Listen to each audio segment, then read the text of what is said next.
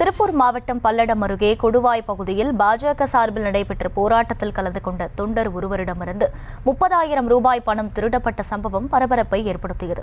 கூடுதல் விவரங்களை செய்தியாளர் சரவணன் வழங்க கேட்கலாம். சரவணன், வணக்கம். போலீசார் விசாரணையின் முதற்கட்ட தகவல்கள் என்ன? முழு விவரம். அகிலா, அதாவது இந்த சம்பவத்தை இப்போதுதான் புகார் ஆகி இருக்கின்றன.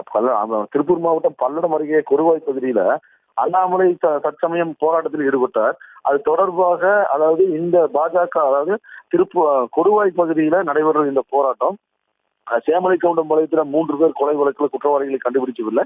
மேலும் அண்ணா பல்கலைக்கழக மாணவி பாலியல் விவகாரம் தொடர்பாகவுமே கண்டனத்தை பதிவு செய்யும் விதமாகவும் இந்த சிபிஐக்கு வழக்கை மாற்ற வேண்டும் என்ற கோரிக்கையை முன்வைத்து இந்த ஆர்ப்பாட்டமானது பாஜக தலைவர் அண்ணாமலை பங்கேற்று நடைபெற்றது குறிப்பிடத்தக்கது.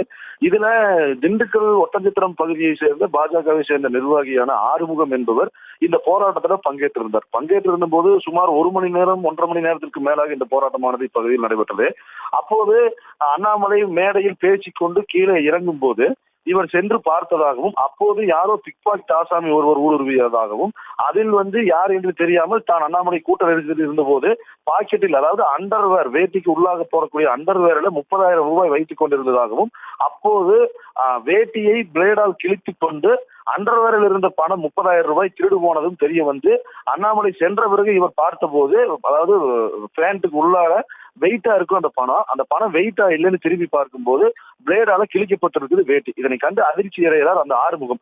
உடனடியாக அங்கிருந்த காவல்துறையினருக்கு தகவல் தெரிவிக்கிறாரு. அப்ப காவல்துறையினர் எல்லாமே விசாரிக்கிறாங்க.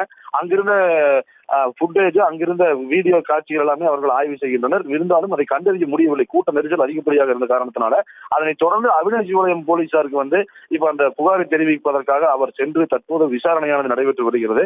அதாவது இந்த சம்பவம் சட்டம் ஒழுங்கு சீர்கேட்டுக்காகவே இந்த சம்பவம் கண்டனத்தை பதிவு செய்யும் விதமாக நடைபெற்ற சம்பவத்துல. விவரங்களுக்கு நன்றி சரவணன்.